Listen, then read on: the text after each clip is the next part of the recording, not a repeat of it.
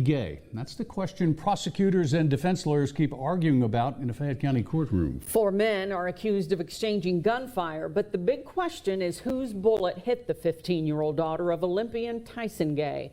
LEX 18's Carolina Buchek has this big story update. In murder trials, prosecutors typically work hard to try to show the jury that the defendants were at the scene of the crime. In this trial, though, some of the defendants are making things easier for them. One even allegedly told police he was there and fired some shots. Prosecutors say this entire situation happened because 2 groups of people exchanged gunfire in the parking lot of Cookout in October of 2016. Trinity Gay, who was innocently there hanging out with her friends, got caught in the middle of that gunfire. She was hit in the neck and ultimately died because of it. Prosecutors say 4 people fired shots that night, but they don't know who exactly hit Trinity. So all 4 defendants, Chazare Taylor, his son DeMarcio, Lamonte Williams, and Devontae Middlebrooks, are charged with wanton endangerment. Chazare Taylor also faces a murder charge, and today police said Chazare Taylor told them he fired shots that very night. He said that he heard the tire squalling or barking. He then heard a pop, which I believe in a statement he said he thought was a gunshot, and then he raised his gun in the air and let 2 off, meaning he fired 2 shots to clear out the crowd. And prosecutors believe that Chazare Taylor was the first one to fire shots that night, but police also say that some of the other defendants also told them that they fired shots as well. Covering the news in Lexington from the LEX 18 Mobile Newsroom. Back. What's up, everybody? This is Mr. 100K a day. And today we're going to be talking about Trinity Gay, the daughter of Tyson Gay, and the tragic loss of life that occurred when these 4 young men decided to engage in a personal dispute over what appears to be a robbery of a weapon. So I'm gonna start this out by saying this, guys. I think that we got to be aware of what this really is. This is really a case of bad parenting on multiple levels. Tyson Gay being a bad parent, Chazare Taylor Sr., the man on the left, being a bad parent, and the man on the right, the light-skinned kid on the right, that is Chazare Taylor's son. Of course, the father was being a bad parent. Well, but he was also trying to protect his son also from an incident that had occurred. Now, the man on the right was Trinity Gay's friend. I don't think he intended for any of this to happen. It seemed like he was close to her and physically close to her when the shooting took place. So I believe that this is all really, it wasn't intentional, but I believe that she just got caught up at the wrong place at the wrong time. But being at the wrong place at the wrong time has multiple levels to it. Because when you're 15 years old, as a father, Tyson Gay should have been more cognizant, and the mother should have been more cognizant of what his daughter was into. It's not like she didn't announce it to the world what she was into. She let everybody know what she was into, y'all. As a matter of fact, not only did she let everybody know what she was into, she put it on the internet. She put it very proudly on the internet what she was into. This is what she put, guys. In Trinity Gay's last hours of life, she announced, this is her Twitter page. Her last tweet that she put was, "Why is Cookout fat?" I don't know what she meant by FAT, but she put this message at approximately 2:56 a.m. Now, let's remember, she was shot at approximately 4 a.m. So within an hour of this tweet, she was shot or about to be shot, and she subsequently died before 5 a.m. So within 2 hours, she was gone. But of course, she heard gunshots before. At 2:19 a.m., she had heard gunshots, and she tweeted and put laughing emojis and thought it was a game. So this tells me this is a young girl who probably was not cognizant, or was not aware, didn't have the situational awareness, and she was not instilled with situational awareness to understand that when you hear situations like this going on, you leave. Her parents should have instilled this into her. And this is outside of the fact of what the guys were doing up there. The guys gonna be guys. If you involved in a criminal element, we all know that those type of things gonna happen regardless. But her, as a straight A student, she should not have been there. But There are some other tweets that was also telling about that are also telling that she posted. Now, she put again, apparently she went to a party earlier that night and she put so many BITCHs in this party is rocking fake Michael Kors laughing. So I don't know exactly what she was doing in her life, if she was just a 15-year-old out here wilding, tripping, but it seemed like she was running kind of fast for her age, and she probably should not have been operating the way she was operating. And this is the tweet that really got me. This is at 11:07 p.m., guys. For a 15-year-old, this is the day she was killed. Remember, she went out late and then she was killed early in the morning. So at 11:07 p.m., a 15-year-old girl announces to the world, and of course her parents missed it, or maybe her parents didn't care. She announced to the world, I think I'm about to step out. F it.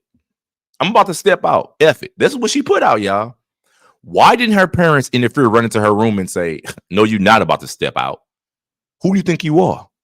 As a 15-year-old girl. Where was Tyson at during this time? Did he even monitor his daughter's Twitter page? Did he monitor her social media?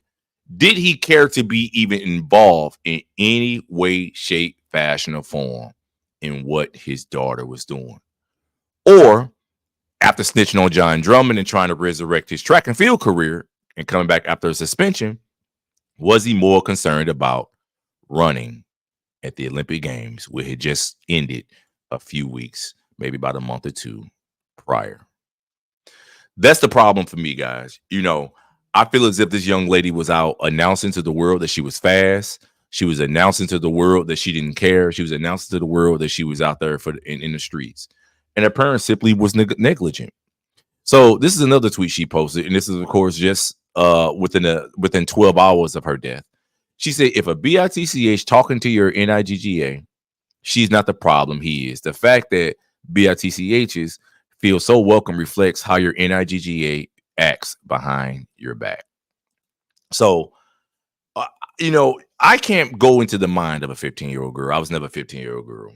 But as a 41-year-old man now, I can definitely understand that this is a young girl who was being allowed to do and think the way she wanted to, just operate. And no one came in there to act as a moral compass for her to say, hey, this is not how you conduct yourself. This is definitely not how you talk in public. So if you want to go, if you in the house with your friends and y'all talking about men and women and situations going in life, fine.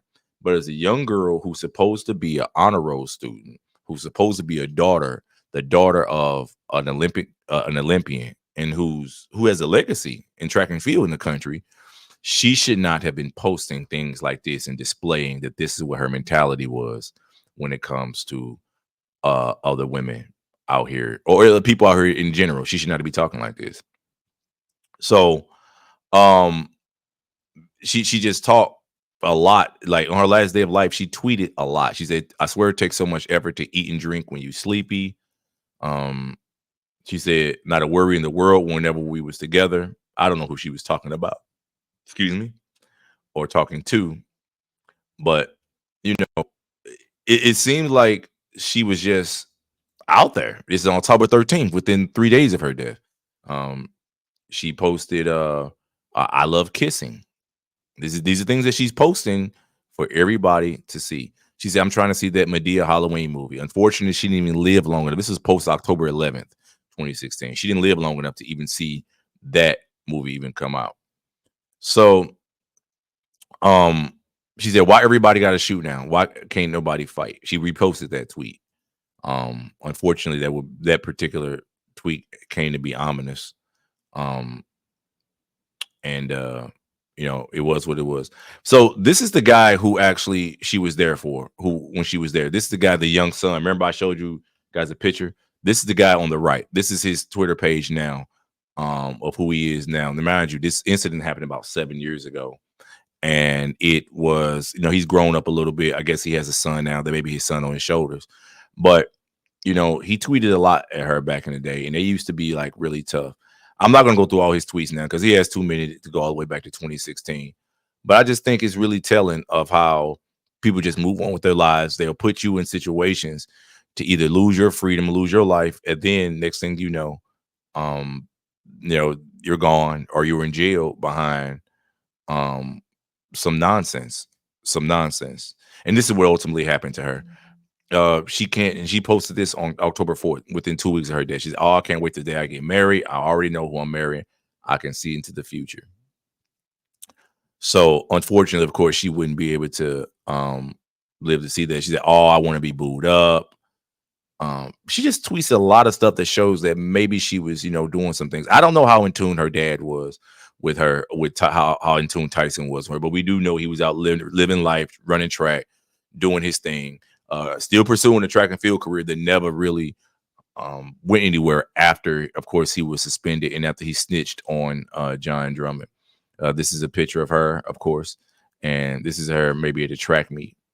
Now, this incident happened approximately 7 years ago. So Trinity Gay would be about 23. She's born in the year 2000. She would be turning 24 this year. So she'd be right now 23, turning 24, because she was born in December. And I think that this was definitely a terrible, terrible incident that occurred. But let's get into the specifics of the case that actually took her life.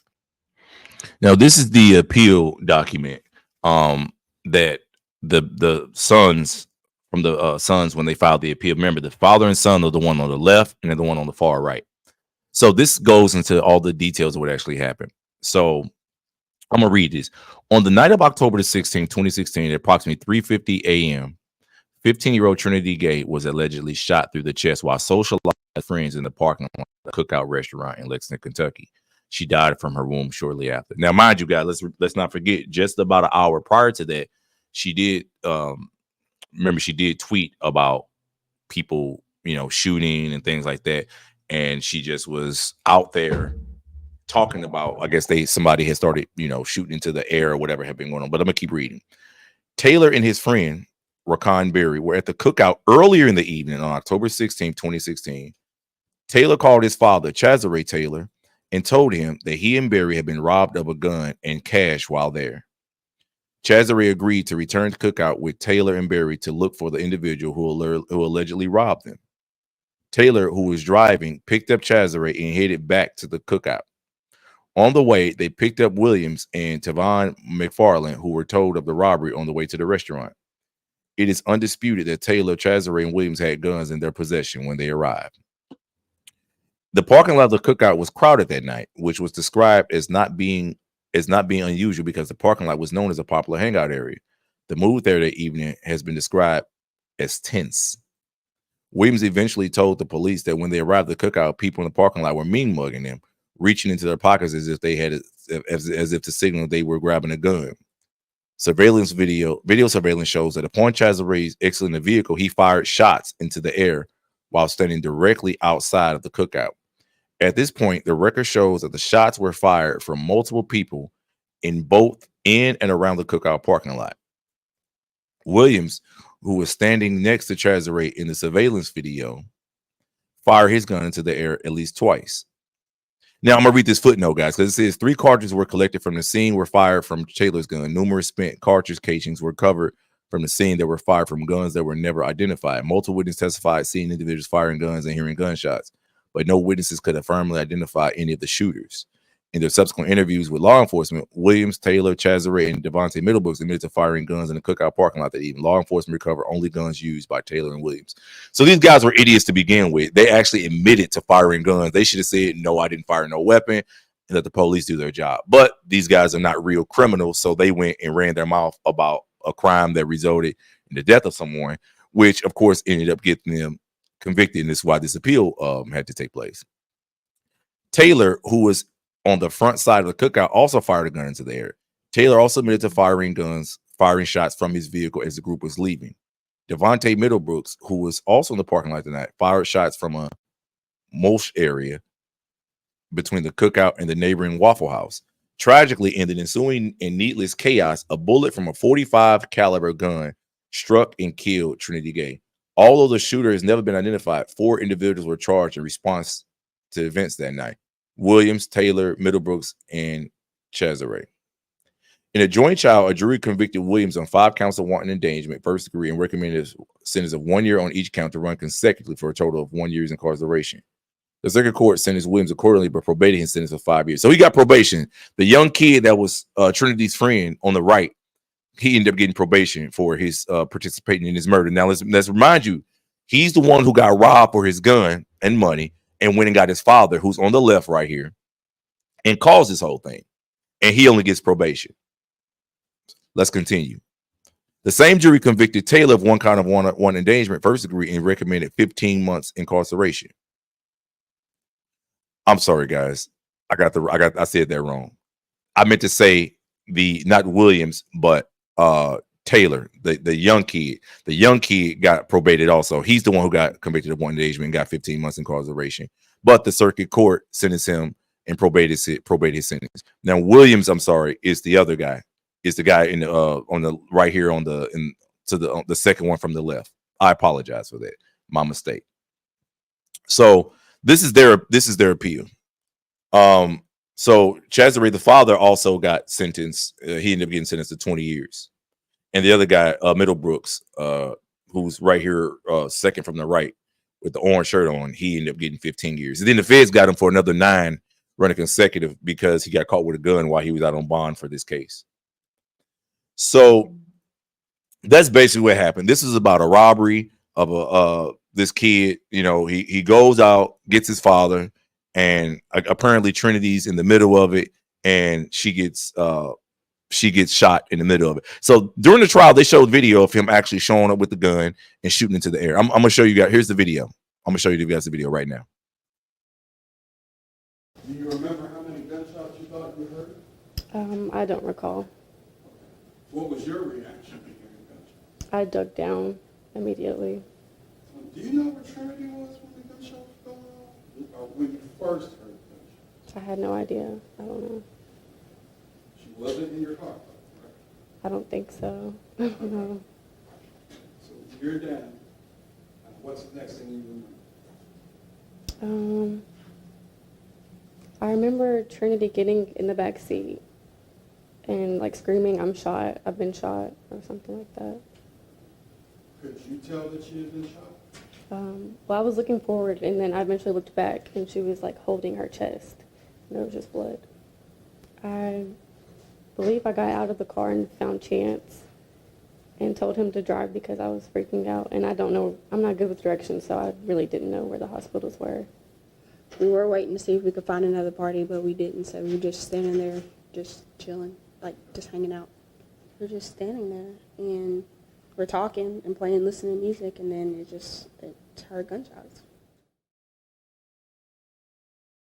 So guys, that's basically how it happened. You see him, the father repeatedly put his arm in the sky, and that's basically what happened.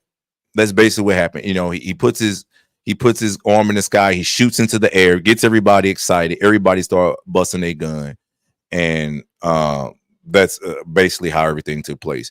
But I think this was a very tragic case. This is a part of track and field history, United States history. This is just another testament to what happens when you have people out here who are not responsible. I feel like the father wasn't responsible when it came to his son. His son was out there selling guns. He didn't teach him right. Then he ended up getting robbed for his gun. And then you got everybody just out there blazing their ratchets. So he picked up other kids and they went out there and just started blazing their guns in an absolutely reckless manner. They ended up costing this little girl her life. Now, I do think Tyson Gay failed as a father also. You know, his daughter was extremely, extremely clear as to what her intentions were, out, just going out, kicking it. She's only 15 years old. She's not 18. She's not in college out there hanging out. She's 15 years old, y'all. So, you know, for a 15-year-old girl to be announcing to the world that, hey, I'm going out, I'm going to be out kicking it. You know, these girls are wearing fake Michael Kors purses. I feel like, you know, she was just a little hot tamale out there fast and doing whatever she wanted to do. Regardless of her being on the honor roll, it shouldn't have made a difference. You know, you're still supposed to keep a very, very close watch on these kids because you know what the elements are out there. Like I said, she was shot at approximately 350. At 256, she's out tweeting.